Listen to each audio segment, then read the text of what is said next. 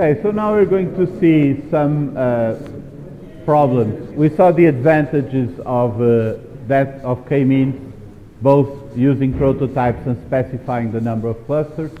We're going to see a bit more in detail clustering with prototypes and some problems with prototype-based clustering. So I'm going to talk about affinity propagation, which also uses prototypes but solves that particular problem with K-means of determining the number of clusters. And then we're going beyond prototypes to density-based clustering with dbScan. And I'm going to talk a bit at the end about validating clustering, so how we can judge the quality of the results of clustering. So let's start with this idea we saw with K-means that the centroids there represent the clusters, so we call them prototypes that are representative of the clusters of all the points that belong there. And we use that for vector quantization, for example, for reducing the colors to that specific set. This works well, K-means works well in clustering, either when we want to force that number of clusters to reduce the size of our data, or if the clusters are globular and well separated, then with a similar dispersion, K-means works well. Assuming that we get the K right. So for example, if we try to cluster this data set with 2 clusters, then things are not very good over here. Okay. It doesn't work well for clusters that are not globular, because we are partitioning our data according to the centroid that is closest to each point. So we get effects like this. These 2 clouds of points intuitively should be 2 clusters, but they are broken here according to those centroids. It also doesn't work very well when we have different dispersions or different cluster sizes or variants, because since the points are assigned to the nearest centroid, the division line between 2 clusters is always exactly at the midpoint of 2 centroids. So if one cluster is more spread out and the other is more compact, K-means cannot change the line between them in order to accommodate that. So this idea of using a prototype and simply measuring the distance to the prototype has some advantages with, for example, vector quantization, but has some disadvantages when we're trying to group similar things together. So for this kind of application, it's good that K-means has these features, because it works for our intended purposes by forcing this data reduction, but for other applications may not be as good. So when we want to apply clustering to some data set, we have to think about what the algorithm does and how it will work with our data. So we must take into consideration, for example, when applying K-means, that we need to determine the number of clusters, and also how each point is assigned to each prototype. So let's see a different approach here, which is affinity propagation, and I must have deleted a slide somewhere here, because affinity propagation does things differently from K-means. So we don't specify the number of clusters. What we have is this general idea that our points are exchanging messages with one another and telling each other how well another point would be a representative of each point's cluster, and how available each point is to represent others. So basically we have 3 matrices here.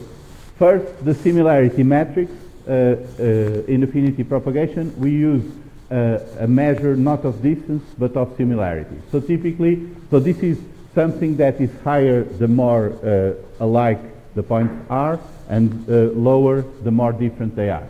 So one typical example of this is the negative of the distance. So you just compute the distance between the points, you change the sign to negative, and you have this similarity. So a very low value means the points are far apart. a value close to 0 means they are close together. So this is the similarity matrix S we have for each pair ik of points, and the diagonal of the similarity matrix we set a value that determines the propensity of the point for becoming a prototype. So if we want few clusters, we can set a very low value, for example, equal to the minimum of all the negative distances. If we want a larger number of clusters, we can set a higher value. By default, usually the value here is the median of the distances, and this gives us a reasonable number of clusters. Then we have these two other matrices. So responsibility is a value sent from example I to example K, which you can imagine as a message that tells example K how much I think K would be a good representative for I's cluster.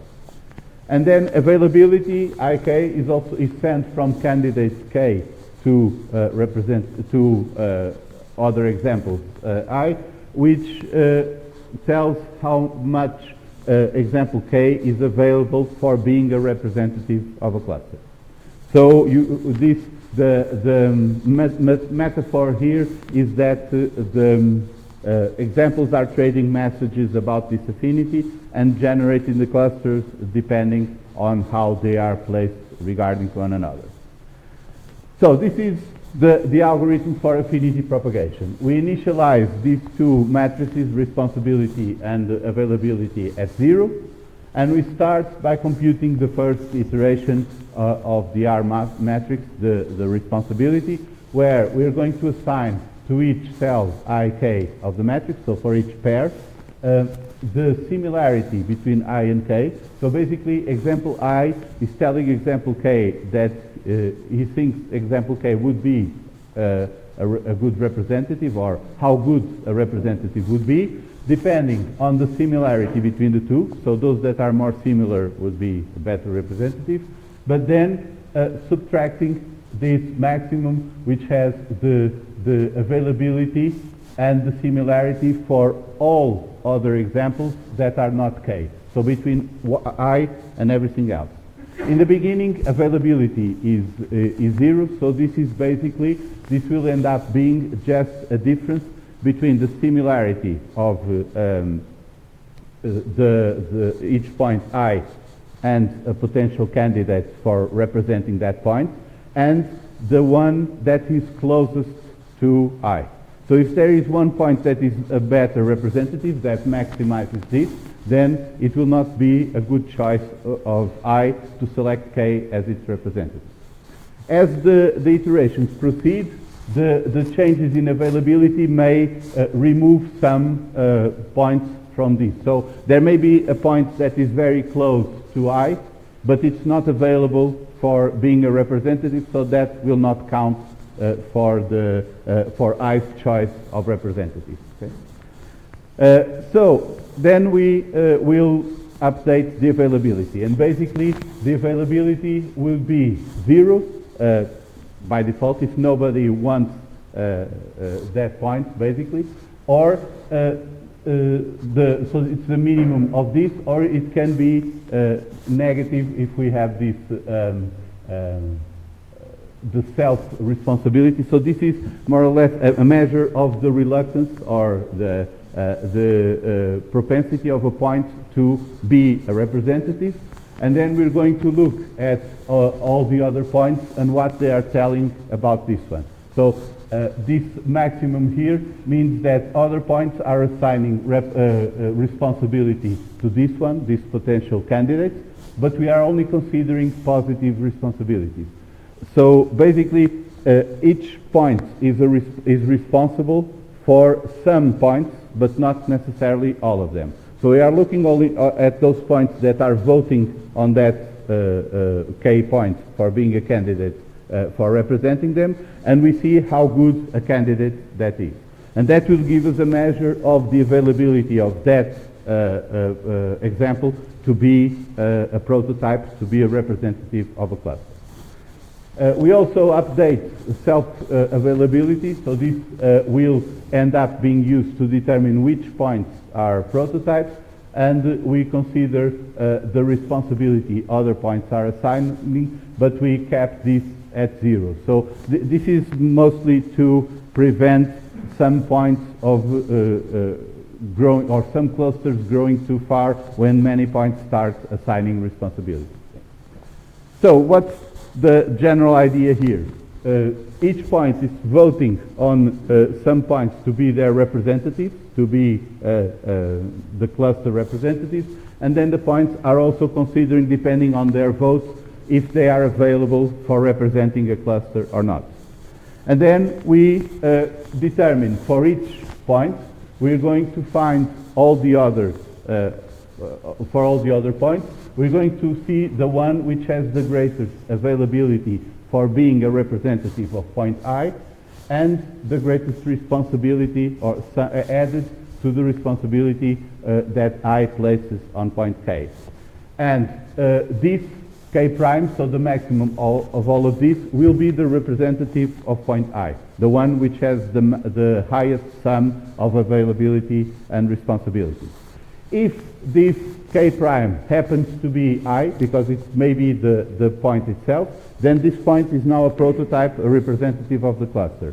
Otherwise, then the point belongs to the cluster of that K prime. So how does this work in practice? In the beginning, we don't have groups. We basically, nobody has voted yet, and after even one iteration, so this is after the first iteration, we already have some representatives there. The examples that are larger are representatives. The examples that are smaller are represented by the largest one. So this was the first stage where there were some votes, and now already some clusters are appearing, but most of the points are just representing themselves at this point.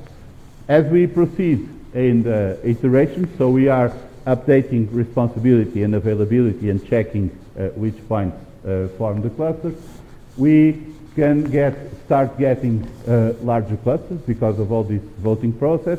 This is not monotonically, so sometimes clusters break up. For example, during the process, we can end up with only 2 clusters, but then they break up and other representatives appear.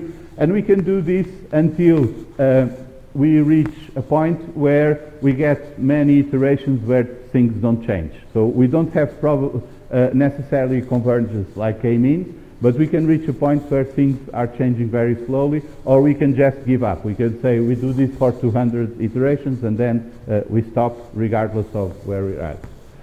So this has an advantage in some cases with respect to Kmeans. So it's a difference here is that although we have some control over the propensity for having more or less clusters by adjusting the self-similarity value that we assign, so the similarity of each point to itself will influence the number of clusters.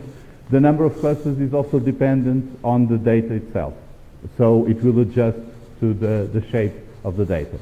However, this is still a prototype-based clustering. So we are passing these messages, and we are also always looking at distances between pairs of points.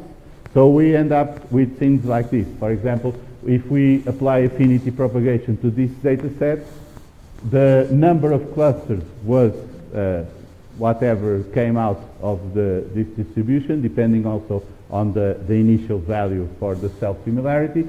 But you can see that, for example, this green cluster is a bit strange, because since we are measuring distances to some point here, which is the prototype for the cluster, we are also grabbing some points here, and the algorithm is not noticing that we have this part that is contiguous. We can do some modifications for the matrix. So this similarity matrix here, S, we can adjust it in a way that some values do not exist. So this, you can imagine this as a graph. Some points are connected and others are not connected, and the algorithm works the same. So basically all these operations will only consider the k examples that can be connected to I. And with that, you can create graphs of connectivity between the points to ignore some jumps. For example, we could create a connectivity graph here with points that are close together, and there would be no way of a point here being a prototype for this one because there would be no connection between these two parts. So we could do things like that, and we can adapt affinity propagation for different types of problems by fine-tuning that matrix. We're going to see some examples of that next week. But basically there is this problem of using prototypes, and since we are measuring with respect to one representative of the cluster, we can have this kind of problem. If you want to use affinity propagation with scikitlearn, you have this affinity propagation class here. This damping value you can leave at default. It's just to avoid oscillations in the updates. But then you have these maximum iterations. If it reaches 200 by default, it stops. And this is the convergence criteria, which is 15 iterations where the clusters are not changing. So if during 15 iterations nothing changes, it will also stop, even if it didn't reach 200. You can set the preference, the self-affinity here, or if you leave it at none, it will use the median, which gives you a reasonable number of clusters, but you can set it lower or higher depending on whether you want more clusters or fewer clusters. And also you can pre-compute, you can either use Euclidean distance, so this is the negative of the Euclidean distance for the affinity, or you can use some pre-computed metrics and just provide the metric. And then you have these, the indices for the centers, so the prototypes, which examples are the prototypes, the labels, and the metrics used, and so forth. You can access these fields. So let's see a different example of a clustering algorithm that is not based on prototypes. So we saw Kmeans is based on prototypes, and we fix the number of clusters. Affinity propagation is based on prototypes, but we don't need to fix the number of clusters. It will also depend on the structure of the data. And we can influence the number of clusters, but it will be always somewhat dependent on the number of the structure of the data. dbScan is not based on prototypes. So this is density-based clustering. The name is density-based spatial clustering of applications with noise. And the two parameters that we're going to specify here is an epsilon value, which is the radius, the distance of each neighborhood. So you can imagine the neighborhood of each point being all the space at the radius of epsilon around each point. And we also specify the minimum number of points, this mean point, which must surround any point in order for that point to be a core point. So a point is a core point if it has at least that minimum number of neighbors within epsilon. If it does not have that number of neighbors, it's not a core point.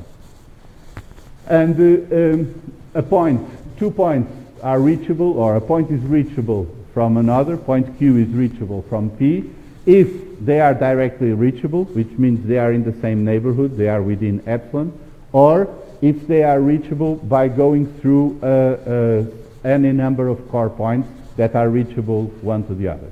So 2 points to be reachable must be in the same neighborhood or have a path along core points. Non-core points cannot contribute to that path.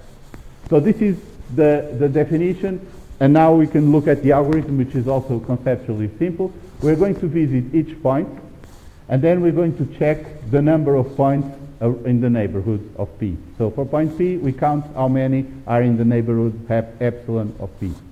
If the neighborhood is below the minimum number of points, we presume a priori that point P is noise, so it does not belong to a cluster. It may belong to a cluster if it ends up being fished by some core points, but at first we presume it will not belong to a cluster. Otherwise, if it has at least the minimum number of points in the neighborhood, then we create a cluster for which point P is a core point, and all the neighborhood belongs to that cluster. So this is how noise points can be part of a cluster. If there is a core point around, that will fetch them to the neighborhood. If any of those points that are in the neighborhood is itself a core point, that is, it already belongs to a cluster, then we merge the two core points in the same cluster.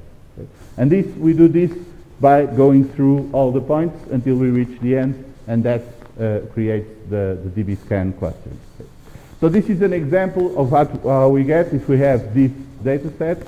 These points in black do not have the minimum number of neighbors in the epsilon neighborhood, so they are all noise.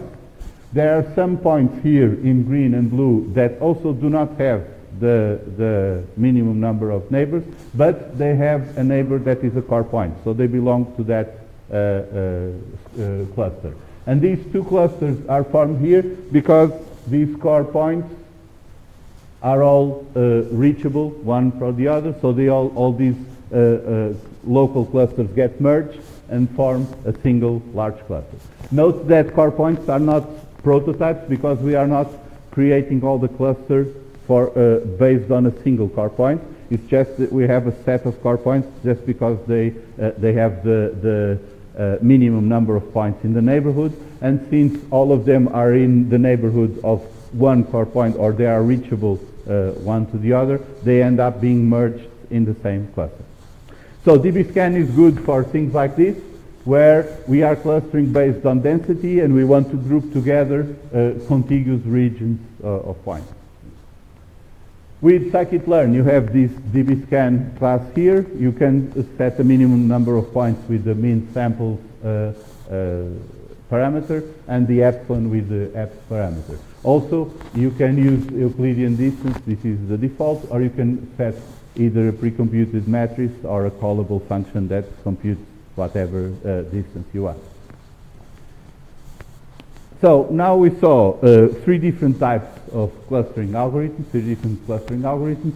I'm just going to go through some ideas about evaluating clustering. So in supervised learning, we can simply measure the error between what we are predicting and what we should be predicting. So in that case, validating the results is pretty straightforward. We have to take into account overfitting and so on, but at least we have some objective function that we want to minimize. Generally, for clustering, it's a bit of a problem because even the notion of what is a good clustering depends a lot of what we are trying to do, what we want to use the data for, what we're trying to understand in the data, and so on. So there are many different contexts where we want to apply clustering and then evaluate it. For example, we may want just to test if there is some structure in the data or if everything is just random. We may want to determine the right number of clusters. In that case, we need some measure about which is a better clustering or worse clustering. We need to evaluate if our computed clusters fit well the structure of the data, which may include some external information. So we may have some additional information that we can use to validate our clusters, or we can just want to compare different ways of clustering the data and see how similar they are. So there are many different instances or many different purposes for this validation. One way of looking at the validation problem is trying to measure some attributes of the set of clusters that we can intuitively correlate with having good clusters. For example, cluster cohesion. Clusters should be more where the examples are similar together, so they should be small, tight clusters. They should be separated, so if we have two clusters, then the examples should be separate clusters from one example, examples from one cluster and the other, and we can have different kinds of measures like square distance, and I'm going to talk about this common one, silhouette score. So basically what we're trying to do here is we have an idea of what clusters should be, tied together inside the cluster and separated outside, and we can create some measures for this. So cohesion would be for all pairs of points inside each cluster, so the cohesion of cluster I we are going to measure the similarity of examples inside cluster I, and the higher the similarity of examples within the cluster, the larger the cohesion.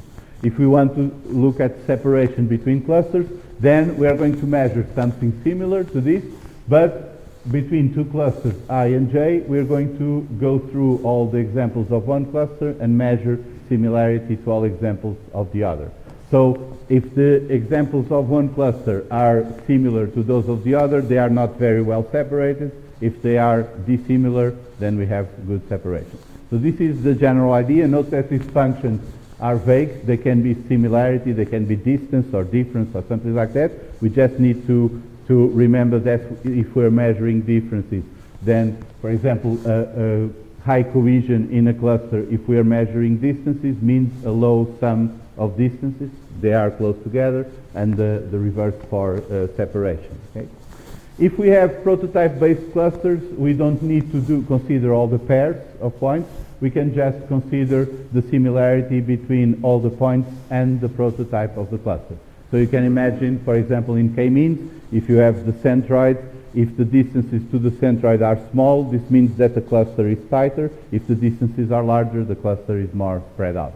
And the same thing for separation between the clusters. We can measure the distances between the centroids or the similarities between the centroids and get an idea of how separate they are. So this would be some basic statistics that we can get to intuitively check if the clustering fits our idea of what a good clustering should be. Of course, there are some limitations here, and I'm going to show some examples. But one, based on this kind of thing of measuring distances within clusters and between clusters, we have this common measure, which is silhouette score, where for each cluster I, we can compute the average distance between for example, for one point I, we measure the average distance of I to all points in the same cluster, and the average distance of I to all points in the nearest cluster. So the cluster with the smallest average distance that is not the cluster of I. And now we compute this fraction here. So we subtract from the distance to the nearest cluster the distance, the average distance within the cluster, and we divide by the highest of the two. So we have something that can go from -1 to 1. It's -1 if the distance within the cluster is much higher than the distance to the nearest cluster, and it's 1 if it's the other way around, if the distance to the nearest cluster is much higher than the distance within the cluster. Now we can average this for all examples in the cluster, for all clusters and so on, and get an aggregate score, the silhouette score, which gives us an idea of how close together are the points of each cluster and how well separated they are from the other clusters. This works well if you have globular clusters, for example like this. This has a high silhouette score, 0.7 in this case. You can compute the silhouette score easily from scikitlearn using the silhouette score from the metrics module. But if you don't get the right number of clusters, in this case you get a lower score for the silhouette, because now you have some points here that are distant from each other inside the cluster, but now you have also some here that belong to different clusters and are close together. So the score goes down. It can go down even further if your clusters are poorly defined according to the structure of the data. So in this case, we have clusters that are in contact here in the same cloud of points. But, okay, so this case is just different dispersion. But it can also be a bit misleading if your clusters are not globular. For example, this is actually a much lower score, 0.336, than, for example, this one or this one here, which would be poor clusters. But this cluster is actually what seems intuitively to be the right one.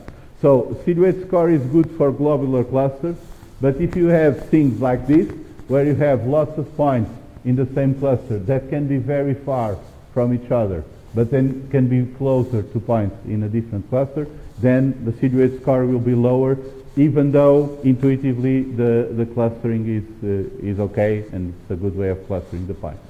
So it's better for compact globular clusters and not very good if you have clusters of different shapes.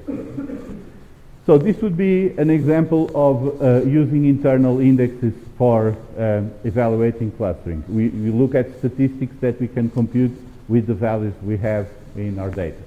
We can also use external indexes if we have, for example, labels. Suppose that some of our examples, all of our examples, have some labels, and we can check if our clusters correspond to different labels. That is, we are grouping together examples with the same label and separating those that have different labels. So this would be the case of using some external index, like if we have data that we could use for supervised learning, but we want to do clustering, we could check that way. And also, those external labels could be other clustering results. So we could compare different clustering algorithms to see how similar the results are, and in that case we could call that a relative index. However, we are going to look into more detail on these metrics when I give you the second assignment, which will be mostly on clustering and feature extraction and so on. So I'll give you some more detailed ways of doing this kind of validation. But the idea for now is that this is a fundamentally difficult problem to resolve, because it starts from the beginning of the actual application of clustering. We do not apply clustering to optimize some specific function. We apply clustering to help us understand the data, and exactly what the result should be depends on what we're trying to do and how the data is and how we best can understand it. So basically this is an important problem, validating clustering, but it depends on many different factors, and it's not easy to give you a recipe for how to validate clustering. So to sum up, we saw in this second part prototype-based clustering. We saw the Kmeans example in the previous lecture, affinity propagation, which computes how many clusters are needed but still uses prototypes. And then we also saw a different example, density-based clustering, which does not use prototypes. So it can adapt more to different kinds of shapes of clusters than prototype-based clustering. We saw a bit of cluster validation. We're going to look at that in more detail in a few weeks. But then for this, you have these papers for affinity propagation and dbScan if you want to look in more detail. In practice, for the test and exam and so on, the level of detail that I give you in the lecture is what I require for the exam. But if you want to look into more details to help understand the algorithms and so forth, then the papers may be useful. You also have, scikitlearn also has lots of demonstrations and documentation on clustering, so it's a good idea to experiment and to see the results of clustering. Next week, that's what we're going to do. We're going to see how to apply different clustering algorithms and visualize the results. Okay?